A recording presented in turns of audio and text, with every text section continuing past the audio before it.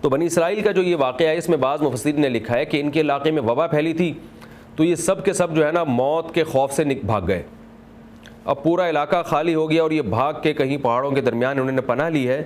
تو اللہ نے ان کو سبق دلانے کے لیے کہ ان کو یہ یقین آ جائے کہ موت اور زندگی اللہ کے ہاتھ میں ہے. اللہ چاہے گا تو صحت مند آب و ہوا میں بھی موت دے سکتا ہے اور اللہ چاہے تو تمہیں وبا والے علاقے میں بھی زندہ رکھ سکتا ہے. لہذا اللہ کے حکم کو فالو کرو اور جتنا اللہ نے اجازت دی ہے اتنی موت سے بچنے کے اتنے اسباب پیدا کرو موت سے بچنے کے. اللہ سے لڑ کے زندہ رہنے کی کوشش مت کرو. تو یہ سبق دلانے کے لیے کیا ہوا ہے, یہ سب وہاں گئے ہیں, ان سب کی موت واقع ہو گئی. وہم الوف, اور یہ ہزاروں تھے. الف کی جمع الوف آتی ہے اور الوف جمع کثرت ہے. عربی میں جمع کثرت کا اطلاق 10 پر ہوتا ہے, کم سے کم 10. تو اس سے پتہ چلتا ہے کہ کم از کم 10,000 لوگ تو وہ تھے. یعنی قرآن کے اس لفظ سے, الوف کے لفظ سے اشارہ ملتا ہے کہ کم سے کم 10,000 تو تھے. 10,000 سے زیادہ کتنے تھے یہ ہمیں معلوم نہیں. تو 10,000 کی تعداد بھی بہت بڑی ہوتی ہے. تو یہ ایک بستی میں گئے اور وہاں جا کے انہوں نے پناہ لی اس وبا سے, یا جہاد سے بھاگے ہوں گے, ہمیں کہیں صحیح روایات میں اس کا تذکرہ نہیں ملتا. تو کیا ہوا ہے کہ یہ سب مر گئے, ان پر موت واقع ہو گئی. فقال لهم اللہ موتوا, اللہ نے کہا مر جاؤ. یعنی اللہ نے فرشتے کے ذریعے کہا یا اللہ کا ایک تکوینی حکم ہوا, مر جاؤ. یہ سارے کے سارے مر گئے اور لوگوں نے آ کے ان کو دیکھا, دوسری بستی والوں نے, کہ اتنی لاشیں, ہزاروں کی تعداد میں لاشیں پڑی ہوئی ہیں, گلنے سڑنا شروع ہو گئیں اور ان کی ہڈیاں بوسیدہ ہونا شروع ہو گئیں. کئی سال تک پڑے رہے ہیں وہ لوگ وہاں پر. ظاہر ہے اتنی بڑی تعداد کو دفنانا بہت مشکل تھا اہل علاقے کے لیے. اس وقت اسباب و وسائل اتنے نہیں تھے جو آج کل انسانوں کو میسر ہیں. تو کئی عرصے تک پڑے رہے ہیں اور ان کی لاشیں گل سڑ کے ختم ہو گئیں. تو پھر اللہ تعالیٰ نے اپنی قدرت سے ان کو دوبارہ زندہ کیا. ثم احیاہم, پھر اللہ نے دوبارہ زندہ کیا. اچانک اللہ کا حکم آیا کہ زندہ ہو جاؤ اور وہ سب زندہ ہو گئے. تو جو علاقے کے لوگ تھے وہ بہت حیران ہوئے کہ اللہ تعالیٰ نے کیسے بوسیدہ ہڈیوں کو دوبارہ انسان بنا کے کھڑا کر دیا. تو اس میں اللہ تعالیٰ نے ان لوگوں کو جو اس موقع پر موجود تھے اور خود اس قوم کو اللہ نے سبق دلایا کہ دیکھو اللہ جب چاہے گا تمہیں زندہ کر لے گا, جب چاہے گا تمہیں موت دے دے گا. تو اللہ کی تقدیر سے لڑنے کی کوشش مت کرو. تو یہ واقعہ ایک عبرت کا سبب بنا, لوگوں کو بھی عبرت ہوئی کہ بھئی واقعی اللہ کے حکم کو فالو کرنا چاہیے. موت سے بچنے کا وہ طریقہ اختیار نہیں کرنا چاہیے جس طریقے کو اللہ نے ناجائز اور غلط قرار دیا ہے. آگے اللہ فرماتے ان اللہ لذو فضل علی الناس, فرمایا اللہ تعالیٰ واقعی لوگوں پر بڑا فضل والا ہے کہ ان لوگوں کی عبرت کے لیے کیسے کیسے واقعات کو دنیا میں وجود میں لے کر آتا ہے. ولکن اکثر الناس لا یشکرون, لیکن اکثر لوگ شکر ادا نہیں کرتے. آگے ارشاد فرمایا وقاتلوا فی سبیل اللہ, اللہ کی راہ میں لڑو. یہاں بھی وہی مسئلہ ہے نا کہ ہم موت کے ڈر سے جہاد نہیں کرتے. تو اللہ فرماتے ہیں تم لڑو اللہ کے راستے میں. اگر اللہ نے موت دینی ہوگی تو تمہیں اپنے گھر میں بستر پہ, صوفوں پہ, گدوں پہ, تکیوں پہ موت دے دے گا. اور اگر تمہیں زندگی دینی ہوگی تو میدان جنگ میں, گھمسان کی جنگوں میں بھی تم موت سے بچے رہو گے. جیسے کہ خالد بن ولید رضی اللہ تعالیٰ عنہ کی مشہور حدیث ہے, وہ فرماتے ہیں جب ان کی موت کا وقت آیا بستر پہ تو فرمانے لگے کہ میں نے گھمسان کی جنگوں میں اپنے آپ کو شہادت کے لیے پیش کیا ہے, مگر اللہ نے مجھے شہادت نہیں دی میدان جہاد میں, اور آج میں بستر پہ میری موت واقع ہو رہی ہے. تو اللہ فرماتے ہیں قاتلوا فی سبیل اللہ, لڑو اللہ کے راستے میں. وَاعْلَمُوا, اور جان لو, ان اللہ, کہ بے شک اللہ تعالیٰ سمیع, سننے والا بھی ہے, علیم, جاننے والا بھی ہے. سننے والا ہے تمہاری پکار کو اور تمہارے اعمال اور تمہاری باتوں کو, اور علیم تمہارے ایک ایک عمل سے باخبر ہے. من ذا الذی, جہاد کی دو قسمیں ہیں, ایک جہاد بالنفس ہے اور ایک جہاد بالمال ہے. اپنے آپ کو بھی جہاد کے لیے پیش کرنا یہ بھی ضروری ہے, اور اپنا مال جہاد میں دینا یہ بھی ضروری ہے, کیونکہ جہاد مال کے بغیر نہیں ہوتا. جہاد میں لڑائی میں اسباب چاہیے, وسائل چاہیے, زخمیوں کا علاج ہوتا ہے, بیوہ عورتوں کی کفالت ہوتی ہے, یتیم بچوں کی کفالت ہوتی ہے, بہت سارے مصارف ہیں جہاد میں. تو اللہ تعالیٰ نے مسلمانوں کو اس پچھلی آیت میں جہاد بالنفس کا حکم دیا, اگلی آیت میں اللہ تعالیٰ جہاد بالمال کا حکم دے رہے ہیں کہ اللہ کے لیے مال بھی خرچ کرو. من ذا الذی, اور وہ ایک بہت ہی عجیب انداز سے اللہ نے مسلمانوں کو مال خرچ کرنے کی ترغیب دی. فرمایا کون ہے جو یقرض اللہ قرضا حسنا, جو اللہ کو قرض حسنا دے, اچھا قرض دے, یعنی خوش دلی کے ساتھ, خوش طبعی کے ساتھ قرض دے, اللہ کو بوجھ سمجھ کے نہ دے. کون ہے جو اللہ کو قرض دے گا؟ فَيُضَاعِفَهُ, تو اللہ تعالیٰ اس قرض کو واپس لوٹائے گا, اضعافاً کثیرہ, خوب بڑھا چڑھا کر. یعنی تم اللہ کی راہ میں جہاد میں مال خرچ کرو اور اللہ سے یہ خوف مت کرو کہ وہ تمہارے مال میں کمی کر دے گا. اللہ تعالیٰ یہ مال تم سے قرض سمجھ کے لے رہے ہیں. اس کو قرض مجازن کہا گیا ہے, یعنی ہمیں ترغیب دینے کے لیے. اصل تو یہ ہے کہ ہم جو کچھ اللہ کی راہ میں خرچ کرتے ہیں وہ اللہ ہی کا ہے, تو اس کو تو ہم ہدیہ بھی نہیں کہہ سکتے, گفٹ بھی نہیں کہہ سکتے, کیونکہ اللہ ہی کی چیز اللہ کو لوٹا رہے ہیں. لیکن اللہ تعالیٰ نے ہمیں ترغیب دینے کے لیے کہ گویا میں یہی سمجھ رہا ہوں کہ مجھے قرض مل رہا ہے اور یہ میں نے بڑھا چڑھا کر واپس لوٹانا ہے. تو اللہ فرماتے ہیں واللہ یقبض ویبسط, اور اللہ ہے جو روک بھی لیتا ہے اور پھیلا بھی دیتا ہے. یعنی مال روکنا, مال تنگ کرنا یہ بھی اللہ کے قبضے میں, اور مال میں وسعت دینا یہ بھی اللہ کے قبضے میں ہے. تو اللہ کی راہ میں خرچ کرتے ہوئے ڈرو مت کہ کہیں مال کم نہ ہو جائے, مال بڑھانا کم کرنا یہ اللہ کا اختیار ہے. وَإِلَيْهِ تُرْجَعُونَ, اور اسی کی طرف تم لوٹ کر جاؤ گے. یعنی تم نے اللہ کی راہ میں مال خرچ کر دیا اور بالفرض وہ کم ہو گیا تو جانا تو اللہ ہی کے پاس ہے, وہ اللہ کے بینک میں جمع ہو رہا ہے, اللہ تمہیں وہ واپس لوٹا دے گا اجر کی صورت میں, ثواب کی صورت میں. کیونکہ ان آیات میں جہاد کا حکم ہے, تو بنی اسرائیل کی ایک امت کا واقعہ بیان ہو رہا ہے جن پر جہاد فرض ہوا تھا اور وہ میدان جنگ میں انہوں نے بزدلی دکھائی. تو اللہ تعالیٰ نے ان کے ساتھ کیا کیا, اور جو بہادر بن کے ڈٹے رہے اور دشمن سے لڑتے رہے, اللہ کے حکم کو فالو کرتے رہے, اللہ نے ان کو کیسی کامیابی سے نوازا. اس واقعے کا تذکرہ ہے تاکہ اس امت مسلمہ کو اس واقعے سے عبرت حاصل ہو, اور وہ بھی یہ یقین رکھیں کہ بزدلی دکھانے والے وہ نہ دنیا میں کامیاب ہوتے ہیں نہ آخرت میں, اور اللہ کی راہ میں بہادری دکھانے والے, اللہ کے حکم کو فالو کرنے والے, وہ دنیا میں بھی عزت سے ہمکنار ہوتے ہیں اور آخرت میں بھی ان کو اجر ملے گا. فرمایا الم تری الی الملأ من بنی اسرائیل, کیا آپ نے دیکھا نہیں بنی اسرائیل کی ایک جماعت کی طرف. موسیٰ علیہ السلام کے بعد بنی اسرائیل میں ایک جماعت آئی تھی, اس کا تذکرہ ہے.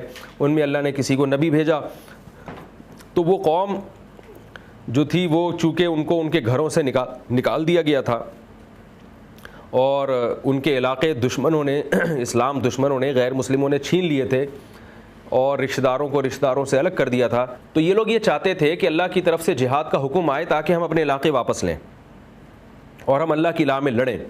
تو انہوں نے اپنے نبی سے کہنا شروع کر دیا کہ ہمارے کوئی امیر نہیں ہے, کوئی ذمہ دار نہیں ہے, تو اے نبی آپ ہمارے لیے کسی کو بادشاہ بنائیں, ہم پر امیر بنائیں, ملک بنائیں, ہم اس کی قیادت میں اللہ کی راہ میں جہاد کرنا چاہتے ہیں. چونکہ تھے بنی اسرائیل, ان میں زیادہ تر نالائق ہی گزرے ہیں, تو نبی نے ان کے سابقہ حالات کو دیکھ کر اندازہ لگا لیا تھا کہ یہ جہاد کی باتیں تو کرتے ہیں مگر لڑائی کے میدان میں یہ پیچھے بھاگ جائیں گے. تو اس لیے انہوں نے یہ کہا, نبی نے کہا ہل عصیتم, بھائی تم سے تو امید یہ ہے کہ اگر تم پر قتال فرض کر لیا گیا, لا تقاتلوا, تم لڑو گے نہیں. ابھی تو تم یہ باتیں بہت کر رہے ہو کہ جہاد فرض کیوں نہیں ہو رہا, ایسے حالات ہو رہے ہیں, ایسا ظلم ہو رہا ہے, یہ ہو رہا ہے, دنیا میں یہ ہو رہا ہے, ہمیں اللہ حکم دیں, اور اے نبی آپ بتائیں کہ ہم جہاد کریں تو ہم پھر جو ہے اللہ کی راہ میں لڑیں گے, لیکن جب فرض ہوگا تو پھر تمہارا یہ جوش اور جذبہ نہیں رہے گا. تو وہ قوم کہنے لگی وما لنا الا نقاتل فی سبیل اللہ, بھئی ہمیں کیا ہو گیا کہ ہم اللہ کی راہ میں لڑائی نہ کریں. وقد اخرجنا من دیارنا وابنائنا, جبکہ ہم پر ظلم بھی ہوا ہے, ہمیں ہمارے گھروں سے بھی نکال دیا گیا اور ہمیں ہماری اولادوں سے بھی دور کر دیا گیا. قوم پر اتنا ظلم ہو رہا ہے تو کیا ظلم سے روکنے کے لیے بھی ہم جہاد نہیں کریں گے؟ یہ تو بڑی عجیب سی بات ہے. لیکن اللہ تعالیٰ فرماتے ہیں فلما کتب علیہم القتال, مگر جب ان بنی اسرائیلیوں پر قتال فرض ہوا, تولوا, تو سب پیٹ پھیرنے لگے, سب روگردانی کرنے لگے, الا قلیلا منہم, مگر بہت تھوڑے سے لوگ تھے جو جہاد کا حکم سن کے جہاد کے لیے تیار ہو گئے. واللہ علیم بالظالمین, اللہ ایسے ظالموں کو خوب جانتا ہے کہ جو پہلے تو مطالبہ کر رہے ہوں کہ جہاد فرض ہو, اور جب فرض ہو جائے تو پھر پس و پیش کرنے لگے اور اس میں تردد کا اظہار کرنے لگے. اس قوم کی ڈیمانڈ تھی کہ ہمارے پاس ایک امیر بھی ہونا چاہیے, کمانڈر ہونا چاہیے. تو نبی نے ان کے لیے ایک کمانڈر کو سلیکٹ کیا, اور نبی نے کہا ان اللہ قد بعث لکم طالوت ملکا, کہ بھئی اللہ نے تمہارے لیے طالوت کو بادشاہ کے طور پر منتخب کیا ہے. یعنی یہ سلیکشن اللہ کی طرف سے, یہ قوم کا آدمی ہے طالوت, اس کا نام ہے طالوت, یہ اللہ نے تمہاری طرف سے امیر بنایا اس کو. اب چونکہ طالوت جو تھے وہ قوم کے زیادہ مشہور آدمی نہیں تھے اور غریب بھی تھے, تو بنی اسرائیل کے جو مالدار لوگ ہیں, جو وڈیرے اور چودھری ٹائپ کے لوگ ہیں, بڑے بڑے خاندانوں کے لوگ, وہ کہنے لگے کہ بھئی چونکہ جہاد کرنا نہیں تھا نا, کسی کام کو جب آپ نہیں کرنا چاہتے تو اس کے لیے 100 بہانے تراش لیتے ہیں, تو کہنے لگے کہ اس کو کہاں سے ہم پہ بادشاہ بنا دیا گیا. نحن حق بالملک منہ, ہم زیادہ حقدار ہیں, ہم میں سے کوئی قوم کا کسی سردار کو امیر بنایا جاتا. ولم یؤت ساعۃ من المال, اس کے پاس تو پیسہ ہی نہیں ہے, تو غریب آدمی ہے, غریب آدمی مالداروں پہ کیسے حکومت کرے گا اور کیسے کمانڈر بن کے وہ لڑے گا. تو نبی نے کہا ان اللہ اصطفاہ علیکم، دیکھو یہ میری سلیکشن نہیں ہے، یہ اللہ کی طرف سے سلیکشن ہے، اللہ نے اس کو منتخب کیا ہے، اور دو چیزیں اللہ نے اس کو ایسی دی ہیں جو تم میں نہیں ہیں، ایک علم اس کا زیادہ، اور دوسرا جسامت یعنی صحت مند ہے۔ علم کا مطلب کہ جو میدان جہاد میں جو لڑائی کی باریکیاں ہیں اور جو بھی اس زمانے کے نقشے تھے کہ کہاں سے حملہ کرنا ہے، کہاں سفر کرنا ہے، اور اس جس قوم سے لڑا جا رہا ہے اس قوم کے بارے میں معلومات، تو اس قسم کی جتنی معلومات ہیں یا شرعی احکام کیا ہیں اس کے، یہ معلومات اس کے پاس زیادہ ہیں، اور ساتھ ساتھ اس کی صحت بھی اچھی ہے، جسامت میں بھی یہ تم سے زیادہ ہے۔ واللہ یؤتی ملکہ من یشاء، اور اللہ جس کو چاہتا ہے حکومت دیتا ہے، اس لیے تم اس پر حسد مت کرو کہ اس کو کہاں سے اللہ نے ہم پر بادشاہ بنا دیا۔ اس کی دو کوالٹی ایسی ہیں جو تم میں عمومی طور پر نہیں ہیں، اور ایک بات یہ کہ اللہ کی طرف سے سلیکشن ہے، اللہ جس کو چاہے حکومت دے دے۔ واللہ واسع علیم، اللہ خوب گنجائش والا اور جاننے والا ہے، اس کو پتہ ہے کہ کس کو نوازنا ہے اور کس کو محروم کرنا ہے۔ اب نبی نے نا اس قوم کو سمجھانے کے لیے تاکہ ان کو اور اطمینان ہو جائے کہ یہ واقعی اللہ کی طرف سے سلیکشن ہے، مزید ایک بات یہ بتائی کہ حضرت موسیٰ علیہ السلام جب دنیا سے گئے ہیں تو حضرت موسیٰ کی جو آل اولاد تھی انہوں نے حضرت موسیٰ کی یادگاریں رکھی ہوئی تھیں، حضرت موسیٰ کی لاٹھی اور جو کچھ بھی حضرت موسیٰ کی چیزیں ہوں گی یادگار کے طور پر۔ اسی طرح ہارون علیہ السلام کی بھی جو موروثی چیزیں تھیں وہ کیا تھیں اس کا ہمیں زیادہ تفصیل نہیں ملتی، ہو سکتا ہے ان کی کوئی چادر ہو، ان کی کوئی لاٹھی ہو، ان کے کوئی جوتے وغیرہ ہوں۔ تو یہ تمام چیزیں کیونکہ پیغمبروں کی تھیں، بڑی متبرک چیزیں تھیں، تو یہ تمام چیزیں بنی اسرائیل نے ایک صندوق میں محفوظ کر لی تھیں۔ بنی اسرائیل نے یہ تمام چیزیں محفوظ کیں اور یہ بڑی بابرکت چیزیں تھیں۔ تو اس کا فائدہ یہ ہوتا تھا کہ بنی اسرائیل جب بھی کسی قوم سے جہاد کے لیے جاتے یہ صندوق اپنے ساتھ لے کے جاتے، جس میں حضرت موسیٰ کی لاٹھی بھی تھی۔ تو اللہ تعالیٰ اس صندوق کی برکت سے، اس صندوق کی وجہ سے بنی اسرائیل کو ہمیشہ فتح دیا کرتے تھے۔ تو بنی اسرائیل یہ دیکھتے تھے کہ بھئی یہ صندوق ہمارے ساتھ جب ہوتا ہے تو ہمیں فتح ملتی ہے، اور صندوق نہیں ہوتا تو اس طرح سے اللہ کی مدد نہیں آتی۔ تو اب کیا ہوا ہے کہ غیر مسلموں میں سے ایک قوم نے کسی طرح جاسوسی کر کے وہ صندوق چوری کر لیا، اور بنی اسرائیل ان نوادر سے محروم ہو گئے جو ان کے پیغمبروں کی یادگاریں تھیں، متبرکات تھے۔ تو اللہ تعالیٰ نے یہ جو طالوت جس کو بادشاہ مقرر کیا، اللہ تعالیٰ نے فرشتوں کے ذریعے وہ دشمن قوم سے وہ تابوت اٹھایا اور طالوت کے پاس پہنچا دیا۔ تو جب طالوت کے پاس وہ صندوق درآمد ہوا ہے طالوت کے پاس سے، اور تو بنی اسرائیل کو اور یقین آ گیا کہ بھئی یہ واقعی اب تو اللہ کی مدد آنے والی ہے، کیونکہ اللہ تعالیٰ نے اس صندوق کا بھی ہمارے لیے انتظام کر دیا، اور وہ طالوت کی قیادت میں جب لڑائی ہوگی تو وہ صندوق بھی ہمارے ساتھ ہوگا۔ تو بنی اسرائیل کو تسلی دینے کے لیے کہ واقعی یہ سب کچھ اللہ کی طرف سے ہو رہا ہے اور اللہ تعالیٰ اس جنگ میں تمہاری مدد کرنا چاہتے ہیں۔ تو اسی کا تذکرہ اس آیت میں، وقال لهم نبیہم، نبی نے ان سے کہا، ان آیت ملکہ، کہ بھئی اس کے حکومت کی ایک نشانی یہ بھی ہے کہ تمہارے پاس وہ تابوت آئے گا جس میں اللہ کی تمہارے رب کی طرف سے سکینت ہوگی، اطمینان ہوگا، یعنی جسے دیکھ کے تمہیں اطمینان ہو جائے گا کہ واقعی اللہ تعالیٰ ہماری مدد کرنا چاہتا ہے۔ وبقیۃ، اور کچھ باقی چیزیں ہوں گی ان چیزوں میں سے تو آل موسیٰ اور آل ہارون نے چھوڑی ہوں گی، ان کی بھی کچھ باقیات اس صندوق میں ہوں گی، تحملہ الملائکہ، جو فرشتے اٹھا کر لا رہے ہوں گے۔ ان فی ذلک لآیۃ لکم، بے شک اس میں نشانی ہے تمہارے لیے، ان کنتم مومنین، اگر تم مومن ہو۔ تو یہ رکوع مکمل ہو گیا۔ یہ واقعہ اگلے رکوع میں بھی ہے، تو میں اگلے ایپیسوڈ میں اس واقعے کی تکمیل کروں گا۔ ابھی یہ رکوع چونکہ مکمل یہیں ہو گیا ہے، واقعہ ابھی ادھورا ہے، آگے بنی اسرائیل نے کیا کیا، کیسے لڑائی کی انہوں نے، کیا ہوا، یہ سب انشاءاللہ اگلے ایپیسوڈ میں۔ تو یہ رکوع مکمل ہو گیا ہے، تو میں اس سے ملنے والے اسباق آپ کے سامنے نمبر وار مختصر اور جلدی جلدی اس کو بیان کر دیتا ہوں۔ پہلی بات تو ہمیں یہ پتہ چلی کہ ہمیں موت سے بچنے کے اسباب بہرحال اختیار کرنے چاہیے، جیسے کہ حضرت عمر رضی اللہ تعالیٰ عنہ وبا والے علاقے میں نہیں گئے، اس لیے کہ اللہ کے نبی نے منع کیا، کیونکہ اپنے آپ کو خود سے موت کے منہ میں دھکیلنا یہ اچھا کام نہیں ہے۔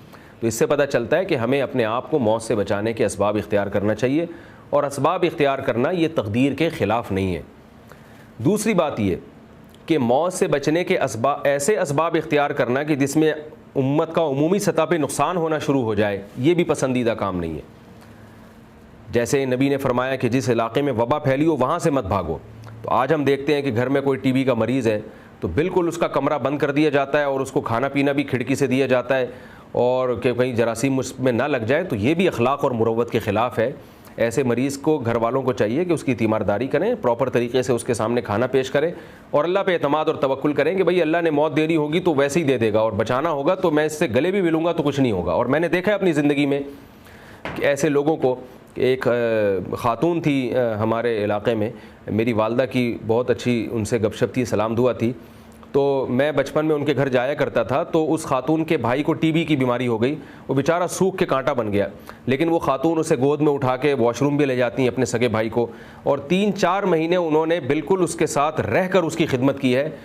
وہ تو بیچارہ بھائی تو مر گیا، وہ خاتون اس واقعے کے 20-25 سال کے بعد بھی الحمدللہ آج زندہ ہیں، ان کو ٹی بی کی بیماری نہیں لگی۔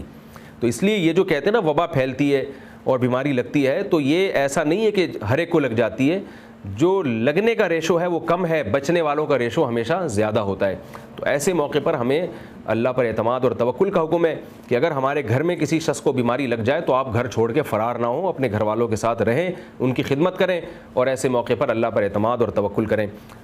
ہاں یہ ضرور ہے کہ پڑوسی اس کے گھر بے شک نہ جائیں یا دوسرے رشتہ دار اس کے گھر نہ جائیں، کچھ دن احتیاط کر لیں، اور اگر جائیں تو ذرا احتیاط سے۔ لیکن جو گھر کے اندر کے افراد ہیں، جو بہن بھائیوں کا رشتہ ہے، اولاد کو بیماری ہو گئی تو والدین کا رشتہ ہے، والدین کو بیماری ہو گئی تو اولاد کا رشتہ ہے، تو اولاد کو اجازت نہیں ہے کہ اپنے باپ کو چھوڑ کے بھاگ جائے، اپنی ماں کو چھوڑ کے بھاگ جائے اور بالکل اس سے ایسے جیسے ہندوؤں میں اچھوت والا معاملہ ہوتا ہے یہ کرنا شروع کر دیں، یہ غلط ہے، یہ شریعت کی تعلیمات کے بالکل خلاف ہے۔ اور پڑوسیوں کو بھی چاہیے کہ کبھی کبھار جا کے اس کی خبر گیری کر لیا کریں۔ تو یہ ہمیں ان آیات سے بہت اہم سبق ملتا ہے کہ جو لگنے والی بیماریاں ہیں ان میں بہت زیادہ غلو کرنا یہ شریعت میں جائز نہیں ہے۔ اسی وجہ سے صحیح حدیث میں آتا ہے، آپ صلی اللہ علیہ وسلم نے فرمایا لا عدوى ولا طیرہ، بیماری ایک دوسرے کو لگتی نہیں ہے۔ تو یہاں بھی علماء نے مطلب بیان کیا ہے کہ لگتی نہ ہونے کا مطلب یہ نہیں ہے کہ لگتی نہیں ہے، وہ تو مشاہدہ ہے، اور خود حدیث سے بھی ثابت ہے کہ بیماریاں لگتی ہیں، کیونکہ آپ صلی اللہ علیہ وسلم نے فرمایا فر من المجذوم فرارک من الاسد، فرمایا جذام کے مریض سے دور رہو جیسے کہ شیر سے دور رہتے ہو۔ تو ظاہر ہے بیماری لگتی ہے، تبھی تو نبی نے فرمایا نا کہ اس سے دور رہو، لیکن دوسری حدیث میں نبی فرما رہے ہیں بیماریاں نہیں لگتی، صحیح ہے، بخاری کی حدیث ہے۔ تو علماء نے دونوں حدیثوں میں تطبیق دی ہے کہ یہ سمجھنا کہ لازمی طور پر بیماری لگتی ہے یہ غلط ہے۔ اس لیے اگر آپ کو ضرورت ہے اس کے ساتھ کھانے پینے کی، اس کے ساتھ بیٹھنے کی، تو آپ اس مریض کے ساتھ بیٹھیں، اس کی تیمارداری کریں، اور یہ یقین رکھیں کہ اگر اللہ لگانا چاہے گا تو لگے گی، نہیں لگانا چاہے گا تو نہیں لگے گی۔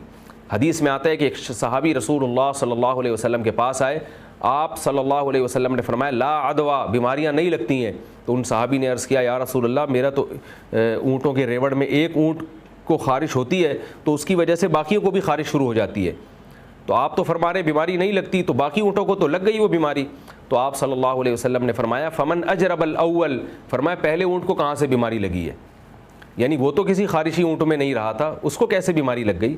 تو آپ صلی اللہ علیہ وسلم نے اس حدیث میں بتا دیا کہ جو اللہ پہلے اونٹ کو اپنی قدرت سے بیماری لگا سکتا ہے وہ باقی اونٹوں کو بھی لگا سکتا ہے، چاہے اسی اونٹ کی بیماری کو ٹرانسفر کرے، منتقل کرے، چاہے اپنی قدرت سے لگائے۔ تو اس بارے میں زیادہ وہمی بننا ٹھیک نہیں ہے، اللہ کے اختیار میں ہے کہ اس کے جراثیم لے کر آپ تک پہنچا دے یا اس کے جراثیم کو آپ کی طرف آنے سے روک دے۔ تو یہاں ہمیں اعتدال کی ترغیب دی جا رہی ہے کہ گھر میں کوئی فرد ایسا ہو، بچوں کو چکن پاکس نکل جاتا ہے تو مائیں کیا کرتی ہیں، ایک بچے کو چکن پاکس نکلا تو باقی بچوں کو وہاں سے فوراً باہر نکال دیا، وہ بیچارہ بچہ اکیلا پڑا ہوا ہے، اور بعض جو زیادہ وہمی ہیں تو مائیں بھی بچے کی خدمت نہیں کر رہی ہوتی ہیں کہ مجھے بیماری نہ لگ جائے۔ تو اتنا زیادہ وہم درست نہیں ہے، اس میں اللہ پر اعتماد اور توکل کیا جائے گا۔ یہ بہت اہم سبق ملتا ہے ہمیں آج کے اس رکوع سے۔ اور ایک اہم بات کہ ہم جو کچھ صدقات و خیرات کر رہے ہیں یہ حقیقت میں اللہ کو قرض دے رہے ہیں، یعنی اللہ اس کو قرض قرار دیتے ہیں، حقیقت میں تو نہیں دے رہے لیکن اللہ اس کو قرض قرار دے رہے ہیں، تو بڑھ چڑھ کر اس میں حصہ لینا چاہیے۔ اور یہ بھی پتہ چلا کہ قرض میں اگر کوئی شخص اضافے کے ساتھ واپس لوٹا دے تو یہ سود نہیں ہے، سود وہ اضافہ ہوتا ہے جو پہلے سے مشروط ہوتا ہے۔ آپ نے کسی کو 1 لاکھ روپے قرضہ دیا اور یہ شرط لگائی کہ 1 لاکھ میں تمہیں دے رہا ہوں اس شرط کے ساتھ کہ تم نے جب واپس لوٹاؤ گے تو 1,50,000 لوٹاؤ گے، اضافہ ربا کہلائے گا، سود کہلائے گا، حرام کہلائے گا۔ لیکن اگر پہلے سے یہ شرط نہیں ہے اور نہ ہی عرف میں اس کا رواج ہے تو پھر جس نے قرض لیا ہے وہ اگر اپنی خوشی سے کچھ اضافہ لوٹا دے تو یہ نہ صرف جائز ہے بلکہ باعث ثواب ہے، سنت عمل ہے۔ حدیث میں آتا ہے کہ آپ صلی اللہ علیہ وسلم جب کسی سے قرضہ لیتے تھے تو لوٹاتے ہوئے بڑھا کے لوٹایا کرتے تھے تاکہ احسان ہو، اور حل جزاء الاحسان الا الاحسان پر عمل کرتے تھے کہ بھئی کسی نے آپ کی خدمت کی ہے تو آپ اس سے بڑھ کر اس کی خدمت کریں۔ ہمارے ہاں الٹا معاملہ ہوتا ہے، لوگ قرضہ لے کے واپس ہی نہیں کرتے اور ترساتے ہیں اس کو، کئی مہینے تک وہ پریشان کرتے ہیں اور پھر بمشکل اس کا اتنا قرضہ لوٹاتے ہیں۔ تو شریعت تو یہ کہہ رہی ہے کہ وقت پر بھی لوٹاؤ اور بڑھا کر بھی لوٹاؤ۔ ہاں یہ بہرحال دوبارہ میں بتا دوں کہ اگر پہلے سے یہ شرط لگا دی یا آپ اخلاقی طور پر مجبور ہو گئے، شرط تو نہیں ہے لیکن آپ مجبور ہو گئے کہ یار وہ کیا کہے گا کہ 1 لاکھ روپے لیے تھے اور 1 لاکھ ہی لوٹا رہا ہوں میں، تو مجبور ہو کر آپ نے اضافہ دیا تو یہ اضافہ بھی غلط ہے، حرام ہے۔ تو خوشی سے اگر کوئی دینا چاہے اور سامنے والے کو بھی لالچ نہ ہو تو ایسی صورت میں نہ صرف جائز ہے بلکہ باعث ثواب ہے۔ اگلی آیات میں جو جہاد کا حکم ہے اس میں اللہ تعالیٰ نے جو طالوت تھا اس کو بادشاہ بنایا، اس کو جہاد کا کمانڈر بنایا، اور اس میں 2 وجوہات بیان کی کہ اس کا علم بھی زیادہ اور اس کی صحت بھی اچھی۔ تو اس سے ہمیں پتہ چلتا ہے کہ میدان جنگ میں کسی کو جب کمانڈر بنانا ہو، چیف آف آرمی اسٹاف بنانا ہو یا جنرل بنانا ہو یا کمانڈ کرنی ہو میدان جنگ میں، تو قرآن سے پتہ چلتا ہے کہ اس کمانڈر میں 2 صفات کا ہونا ضروری ہے، اور یہی سب سے بہتر صفات ہیں جو کسی کمانڈر میں دیکھی جاتی ہیں۔ نمبر 1 اس کی صحت بہت اچھی ہو، کیونکہ اعصاب میں قوت ہوگی تو وہ فیصلے کر سکے گا، دل کمزور ہوگا تو وہ خود بیچارہ بزدلی کا شکار ہو سکتا ہے، قوت فیصلہ نہیں ہوگی، ڈیسیجن پاور نہیں ہوگی اس کے اندر۔ اور دوسری بات یہ کہ اس کی نالج پوری ہو۔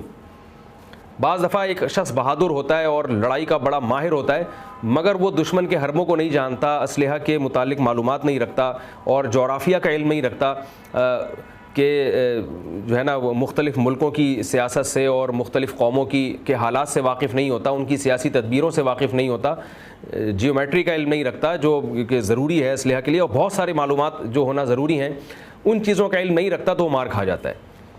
تو یہ، اور پھر شرعی مسائل کا علم بھی ہونا ضروری ہے۔ اگر وہ اسلامی جہاد ہے تو یہ بھی ضروری ہے کہ جو فوج کا جو بھی کمانڈر ہے اس کو بقدر ضرورت جہاد سے متعلق شرعی حکام کا علم بھی ہونا چاہیے کہ کس کو آپ قتل کر سکتے ہیں، کس کو قتل نہیں کر سکتے، مالی غنیمت کی تقسیم کے کیا حکام ہیں۔ تو اللہ تعالیٰ نے طالوت کے بارے میں فرمایا کہ 2 چیزیں اس میں ایسی ہیں جس کی وجہ سے اللہ نے اس کی سلیکشن کی ہے، باقی دولت مند ہونا یا مالدار ہونا یہ سلیکشن کی کوئی وجہ نہیں ہے۔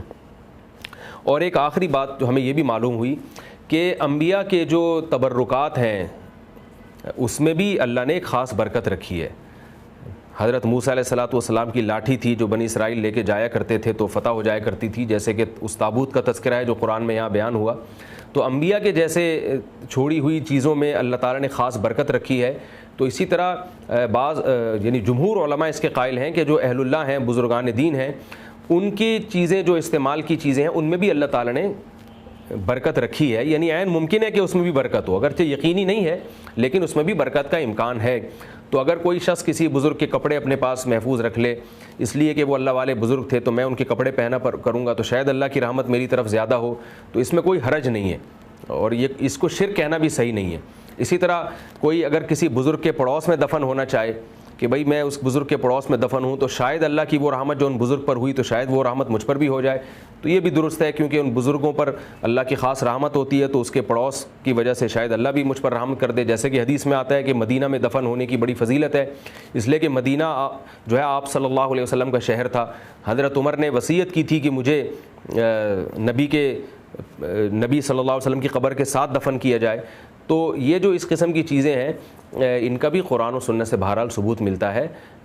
کسی بزرگ کی کوئی چیز استعمال کرنا اس نیت سے کہ شاید اللہ تعالیٰ اس میں برکت رکھ دے اور جو ہے میرے لیے آسانی کا معاملہ پیدا کر دے، لیکن یہ شاید پر ہے، یہ یقینی نہیں ہے۔ اور یہاں 2 چیزوں میں بہرحال احتیاط ضروری ہے کہ تبرک بھی آثار الصالحین، صالحین اور نیک لوگ جو ہیں ان کی چیزوں میں اللہ نے برکت رکھی ہے، لیکن 2 شرطیں ہیں یہاں پر کہ کسی بزرگ کی کوئی چیز اپنے پاس بطور تبرک کے رکھنا، اس میں 2 چیزیں ہیں، 2 چیزوں کا خیال رکھنا ضروری ہے۔ نمبر 1 اس میں غلو جائز نہیں ہے۔ غلو کا مطلب یہ کہ آپ اس کو اتنا زیادہ اس سے عقیدت محبت رکھ رہے ہیں گویا کہ اس کو آپ نے کعبہ بنا لیا۔ اب ہم نے دیکھا ہے بعض لوگوں نے کسی بزرگ کی کوئی لاٹھی رکھی ہوئی ہے، کسی بزرگ کی کوئی ٹوپی رکھی ہوئی ہے تو اس کا ایسا احترام ہو رہا ہے جیسے بیت اللہ کا بھی احترام نہیں ہوتا۔ تو اتنا زیادہ غلو کرنا یہ بہرحال غلط ہے، اور یہ بھی جب ہے کہ جب وہ بزرگ بھی ہو۔ لوگ بزرگ اس کو کہتے ہیں جس کو لوگ بزرگ کہتے ہیں، بزرگ کا مطلب یہ ہے کہ وہ کبیرہ صغیرہ گناہوں سے بچتا ہو، سنت کا متبع ہو، صرف کشف و کرامات یہ کوئی بزرگی کا معیار نہیں۔ تو دوسری بات یہ اس میں غلو یہاں سے ہوتا ہے کہ لوگ انہی چیزوں کو اصل سمجھتے ہیں، اعمال کو اصل نہیں سمجھتے۔ تو آخرت میں نجات کا معیار اور دنیا میں خیر و برکات کا جو اصل معیار اور اصل کرائٹیریا ہے وہ آپ کے اعمال ہیں۔ اعمال اچھے ہوں گے تو آپ کی زندگی میں برکت ہوگی، اعمال برے ہیں تو آپ کسی بزرگ کے جتنے چاہے چپل سر پہ بھی رکھ لیں گے تو آپ کی برکت نہیں ہوگی۔ یہ دماغ میں آپ اچھی طرح بٹھا لیں یہ بات۔ تو اعمال پہلے ہیں اور یہ چیزیں بعد میں ہیں، لیکن جو لوگ ان چیزوں میں پڑھتے ہیں وہ اعمال کو دوسرے نمبر پہ رکھتے ہیں اور بزرگوں کے تبرکات کو پہلے نمبر پہ رکھتے ہیں۔ تو یہ بات 100% غلط ہے، اس کو خوب اچھی طرح ذہن میں بٹھا لیں کہ اسلام میں، شریعت میں اعمال کی حیثیت ان چیزوں سے زیادہ ہے۔ اعمال کو پہلے فوکس کرنا ہے، اور پھر اگر کوئی محبت میں کسی بزرگ کے کوئی جوڑا رکھ لیتا ہے، کسی بزرگ کی کوئی ٹوپی رکھ لیتا ہے اپنے پاس اللہ کی رحمت سے اچھی امید لگاتے ہوئے، تو اللہ کی رحمت سے امید لگائی جا سکتی ہے۔ تو اعمال کو پہلے فوکس کرنا ہے اور ان تبرکات میں غلو نہیں کرنا۔ آپ نے دیکھا ہوگا بہت سے لوگ رسول اللہ صلی اللہ علیہ وسلم کی چپل کا نشان ہے، ایک مخصوص نشان جو روایات میں ملتا ہے، وہ نشان بنا کے ہر جگہ وہی نشان لگایا ہوا ہے، اور اسی اتنا زیادہ اس میں غلو کیا جا رہا ہے کہ ایک تو اس کا 100% یقینی بھی نہیں ہے کہ یہ نبی صلی اللہ علیہ وسلم کی جو نالین مبارک ہے اس کا حقیقی نشان ہے بھی یا نہیں ہے، اور دوسری بات یہ کہ تو نشان ہے نا، یہ کہ نبی کے نال تھوڑی ہے، کہ نبی صلی اللہ علیہ وسلم کے نال مبارک یا جوتے مبارک تھوڑی ہیں، یہ تو ان کی ایک ڈیزائن ہے۔ تو ڈیزائن پر اتنا زیادہ وہ کرنا اور اس کو بہت زیادہ، وہ اپنی پگڑی پر بھی نشان لگا ہوا ہے اور جناب قمیص پہ بھی لگا ہوا ہے اور ہر جگہ گاڑیوں پہ بھی لگا ہوا ہے۔ تو ہم دیکھتے ہیں صحابہ کرام اس طرح نہیں کیا کرتے تھے، صحابہ کرام کو تو نبی سے ہم سے بھی زیادہ محبت تھی، مگر صحابہ کرام نے نبی کے تبرکات کا اس طرح سے اتنا غلو کر کے استعمال کیا ہو، یہ ہمیں سیرت کی کتابوں میں نہیں ملتا۔ اکا دکا واقعات ملتے ہیں، تو ان چیزوں کو اتنا ہی رہنے دینا چاہیے جتنا شریعت نے ہمیں بتایا ہے۔